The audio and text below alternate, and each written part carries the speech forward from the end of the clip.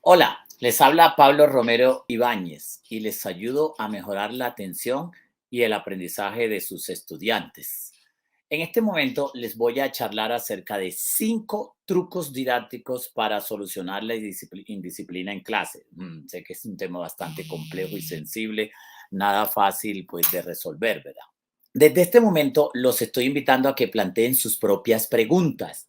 Y también sus aportes. Por ejemplo, ¿qué hacen ustedes para lograr resolver esa indisciplina, para construir una convivencia armónica en clase? Recuerden que yo hago este ejercicio porque un asunto son los consejos que yo les doy. Hoy les voy a dar 5 consejos o truquitos para resolver la indisciplina.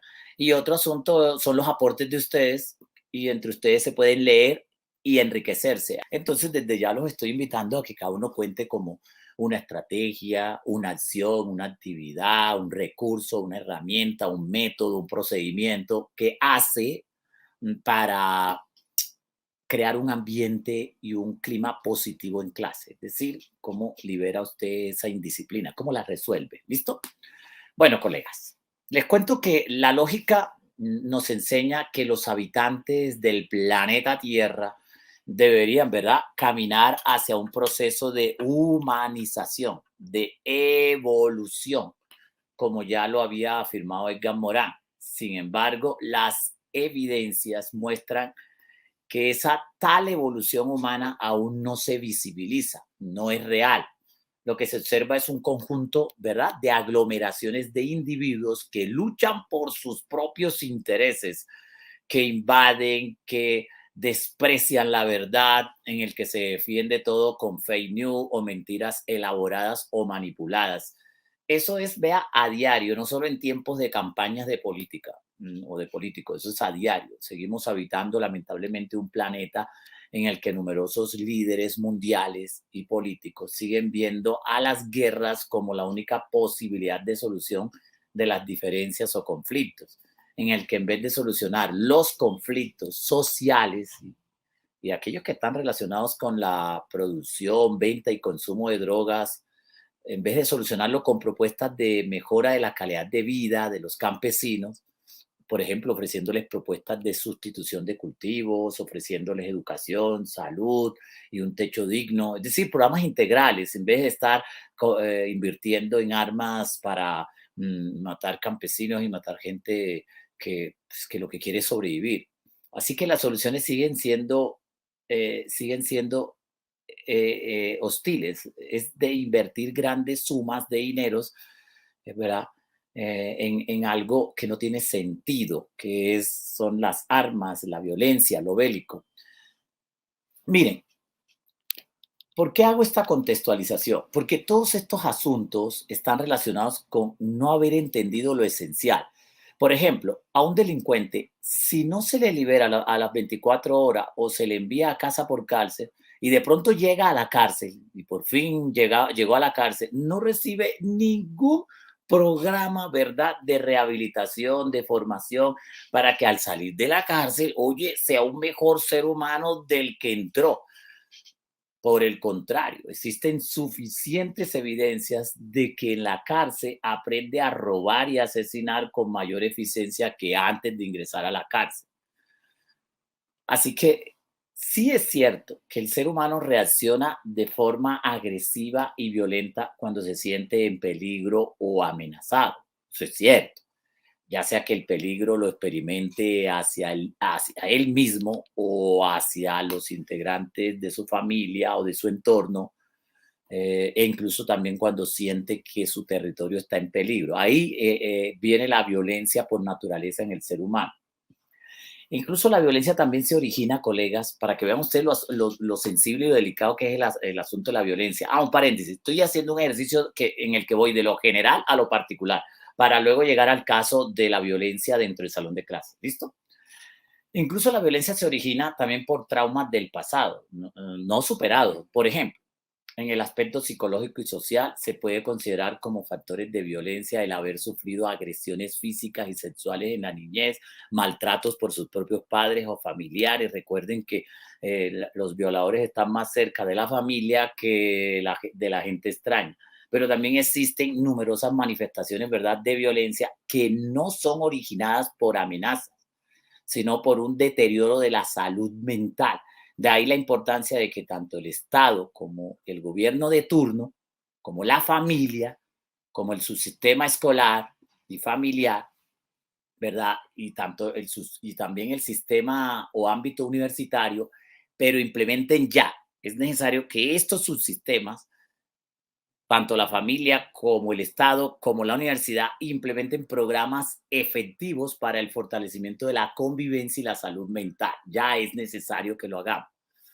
Miren, colegas, es que la violencia, la agresividad que existe en el ser humano tiene numerosas explicaciones desde diversas disciplinas, como la psicología, miren, la antropología, la sociología, la filosofía de la educación, la neurociencia. Por ejemplo, hay una disciplina que no he mencionado aún, que es la neurobiología. Por ejemplo, de acuerdo con la neurobiología, la agresividad y la violencia aumentan debido a la disminución de la actividad de las neuronas serotoninérgicas. Mire, es que al disminuir la cantidad de serotonina, se presenta una actitud negativa, obsesiva e irritable, así como ansiedad, tristeza, apatía y violencia impulsiva. Entonces, fíjese que el tema de la violencia no es tan sencillo de explicarlo, porque no lo podemos explicar solamente desde el punto de vista de la falta de educación, que es un componente, sino que también hay un componente neurofisiológico que hay que considerar, ¿verdad? Listo, colegas. A esto que yo acabo de contarles, pongámonos ahora en el lugar de los que habitamos. Yo habito en una gran ciudad, así que me incluyo. Pongámonos ahora en el lugar de los que habitamos en las grandes ciudades. A ver, tampoco voy a dejar por fuera las numerosas problemáticas a las que se enfrentan nuestros campesinos, pero en este caso focalicémoslo a las personas que habitamos en las grandes urbes. El asunto es que en las grandes ciudades, ¿verdad?, la aglomeración también influye en los estados de estrés que lleva a la violencia. Y eso va acompañado de ira, de irritación, de enojo. Incluso estos factores se hacen evidentes con la contaminación sonora que la ciudad presenta. Más de uno aquí que me está escuchando y viendo seguro ha ido en un bus o en un Transmilenio, ¿verdad?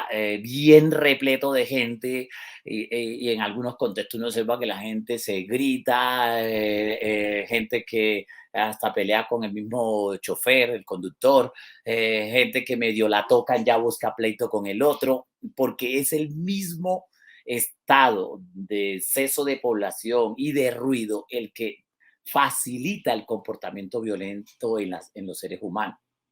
Ahora, además sumemos el estrés generado por las obligaciones de los servicios públicos, la carestía de la vida, pagos de estudios de nuestros hijos, de nuestros propios estudios, más las deudas bancarias y de otro tipo, junto con los numerosos impuestos, ¿verdad?, con los que hay que cumplir al habitar en una urbe.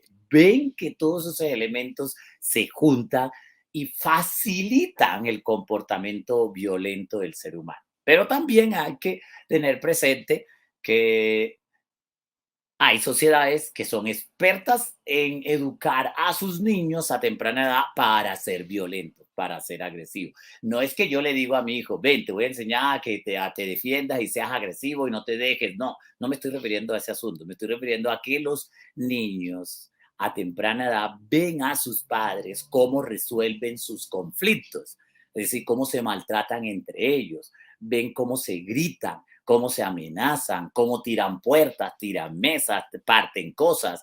Eso es un proceso de formación intensivo hacia la violencia.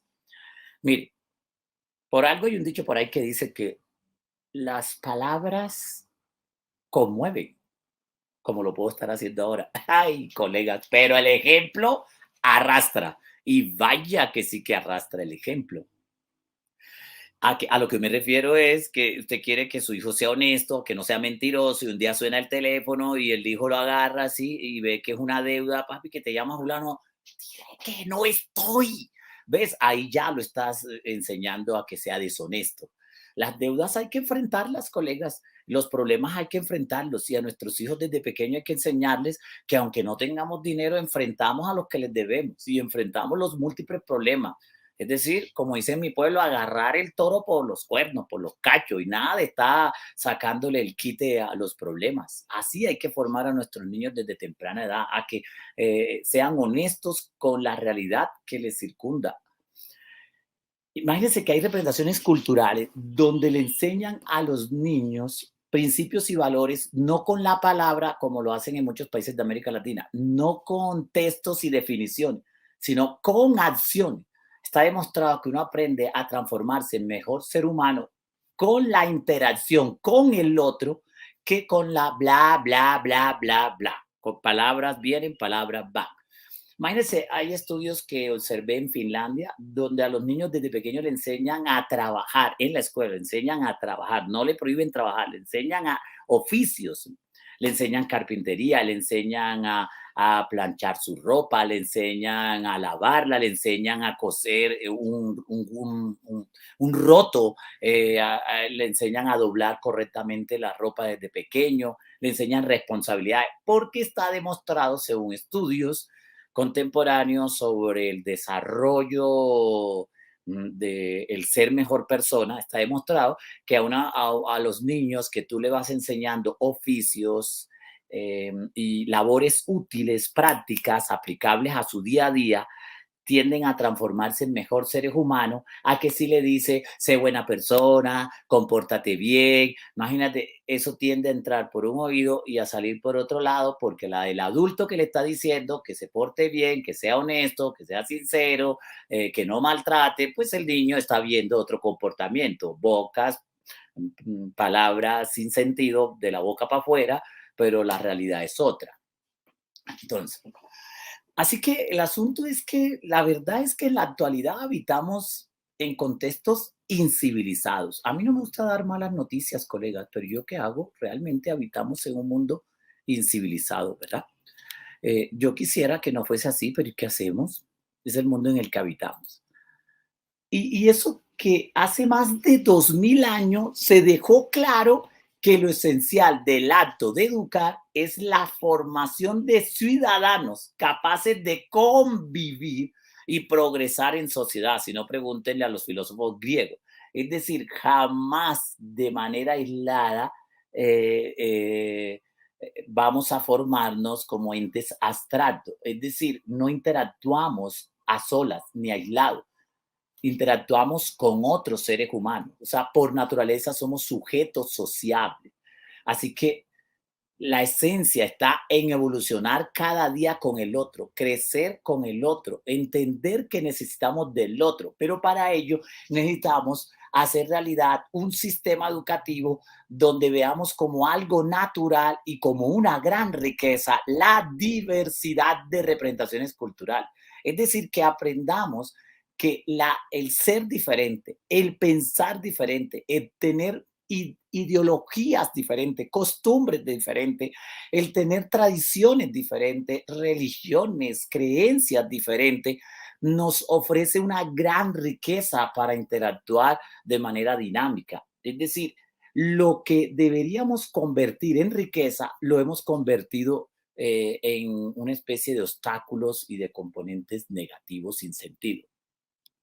Entonces, preguntémonos, ¿cómo interactuar en el ámbito escolar en contextos donde abunda la violencia física, la violencia psicológica, la violencia moral, religiosa, simbólica e ideológica, colega? ¿Cómo interactuar en esos contextos tan complejos?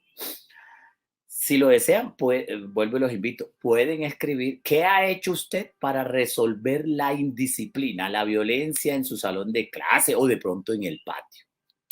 Miren, yo soy del concepto y es real, ojalá usted me hubiera visto en un salón de clase, de los que estoy dando una clase, estoy desarrollando una clase y me asomo a la ventana y veo que a un niño lo están maltratando o lo excluyeron, nadie le está pegando, ¿verdad? Nadie, sino que están jugando microfútbol y dejaron a pobre niño afuera, o sea, fíjate, lo dejaron afuera, lo excluyeron.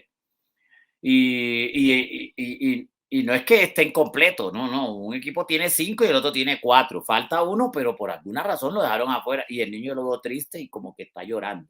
¿Yo qué hago? Yo no sigo mi clase. Eso está pasando allá afuera de mi salón de clases. No, yo suspendo la clase. Yo soy de los que le digo, y todos mis estudiantes me conocen, saben que he sido así.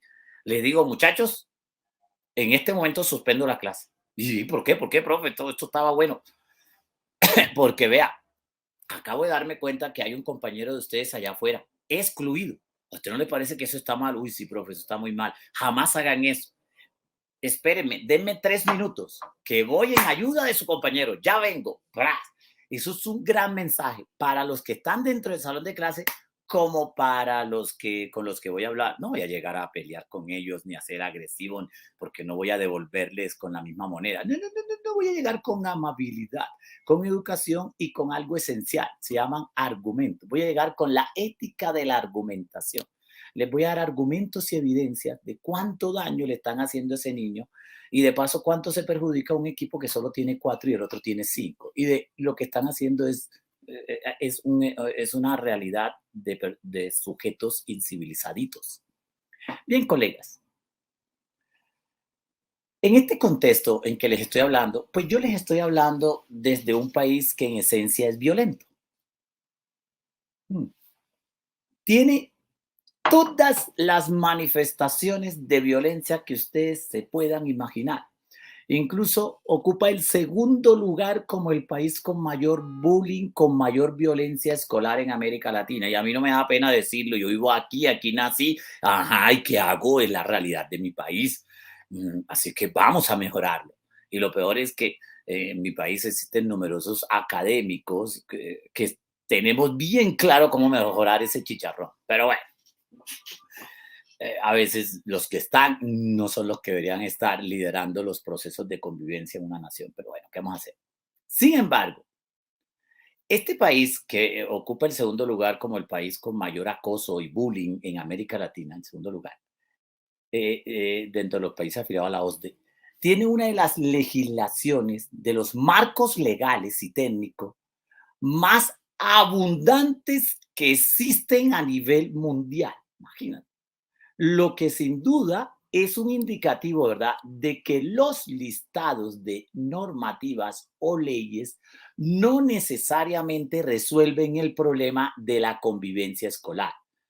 Las causas de la violencia y el acoso escolar no se pueden entonces ubicar estrictamente en lo normativo. Es decir, que si no hay leyes y normas, entonces esto se vuelve un caos. No, eso no es el problema de mi país. En mi país abundan normas y leyes, sentencias de la corte, hay leyes, hay decretos, hay guías, hay documentos, código de infancia y adolescencia, lo que quieras. Y vean el estado lamentable.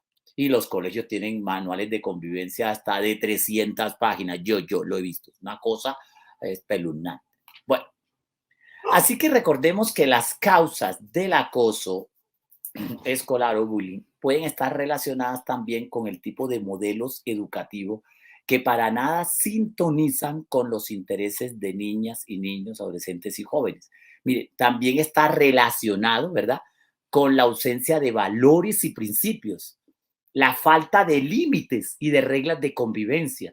O sea, no existir claridad en las normas de convivencia o mínimos no negociables. Es decir, cuando tú no tienes claro unos mínimos no negociables, oye, no esperes que allí habite la convivencia y el clima positivo y agradable que sueñas. También esto de la violencia está relacionado con recibir castigos a través de la intimidación o de castigos físicos, o una enseñanza inadecuada de aprender a resolver los problemas con violencia. Es decir, en una sociedad donde no se enseñan métodos, técnicas, procedimientos, estrategias de cómo resolver los conflictos de manera pacífica y constructiva, pues es obvio pues que la gente acuda a golpes, gritos, machetes y todo tipo de instrumentos de violencia. Es decir, ¿cómo no va a ser una sociedad primitiva, paleolítica, neandertal, donde no existe como centro el aprender a convivir con el otro en todas las áreas? todavía existen cientos de instituciones educativas donde esto de aprender a convivir solo se lo enseñan, por ejemplo, lo enseñan áreas como ética y valores o educación religiosa. Error, porque esto debe estar presente es en todas las áreas. Por eso soy un convencido de que cuando se habla del discurso de la competencia hay un grave error en limitarlo al saber conocer, saber hacer. Eso es un discurso atontado y adormecido. O sea, si tú no dejas explícito el saber pensar, el saber innovar, el saber ser, que es en este caso a lo que nos convoca, el saber ser y el saber sentir, esos dos últimos, todos los que acabo de mencionar, pero de manera especial hoy el saber ser y el saber sentir, si no lo ubicas en todas las áreas y no está presente en la planeación, en la preparación de la clase, en el desarrollo de la clase, en las guías, en los talleres, en las evaluaciones, en las tareas, es muy difícil que hagamos realidad una mejor sociedad de la que tenemos. Miren, colega, existen numerosas propuestas para hacer más amena nuestras clases, para crear un ambiente y clima positivo de interacción social. En este sentido, les comparto, por ejemplo, 5 consejos que a mí personalmente me han sido muy útil con mis estudiantes y con los cientos de instituciones educativas pues, que asesoro en los 10 países de América Latina con los que interactúo. Así que en este momento nuevamente los invito a que escriban sus propios consejos.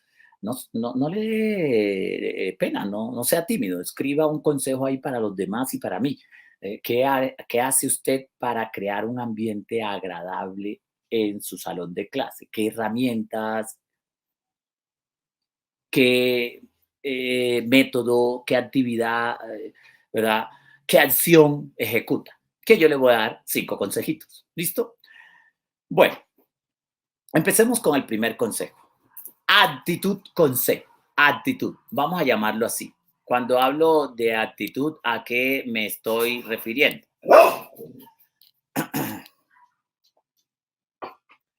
Actitud.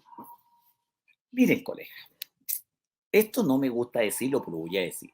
Todavía en pleno siglo XXI hay profesores que ingresan con una actitud con C negativa, triste, desalentadora, que eso de inmediato se lleva por delante a todos los estudiantes. Algunos entran con una actitud amargadísima, ¿verdad?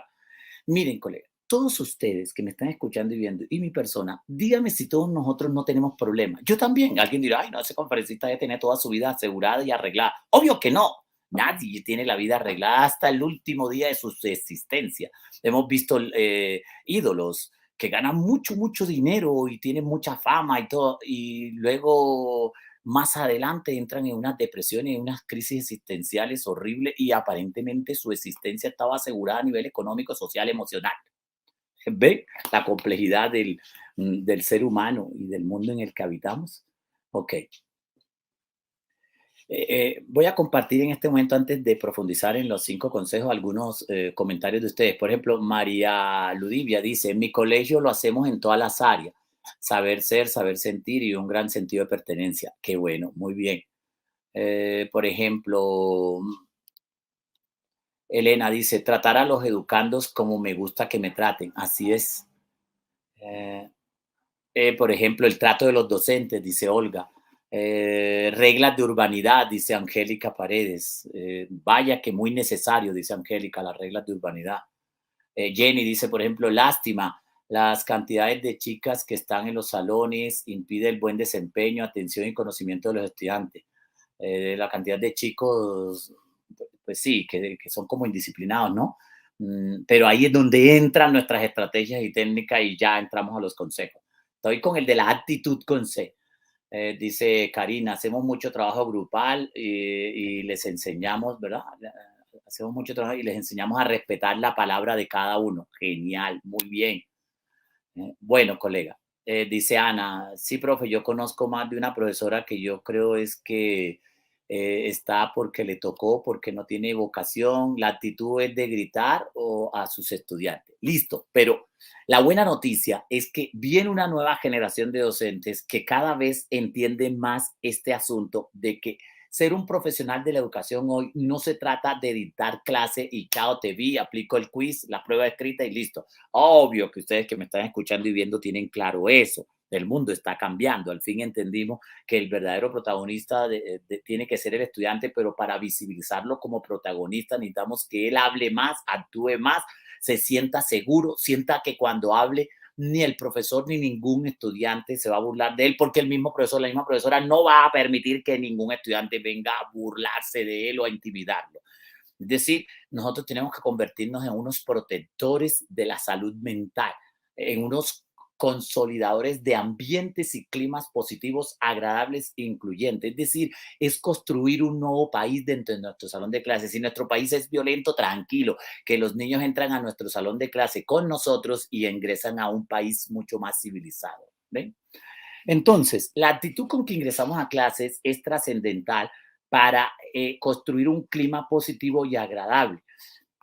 Y es una actitud, ¿cómo? Es una actitud en la que, a pesar de que tenemos nuestros problemas, los dejamos fuera del salón de clase. A pesar de que tenemos nuestras deudas económicas, nuestros chicharrones, los dejamos fuera de clase e ingresamos con nuestra mejor versión. Es decir, ingresas con tu mejor versión y entonces los saludas amenamente, conoces a algunos que están un poco deprimidos, a ellos te les acerca y ahí en su pupitre les das un saludo especial, luego entras con preguntas seductoras, con anécdotas, con cuentos, con historias de vida, reflexiones que tienen que ver con la temática que vamos a desarrollar, pero no entramos de una vez desarrollando temáticas porque ahí es muy difícil que logremos crear un ambiente favorable a la clase.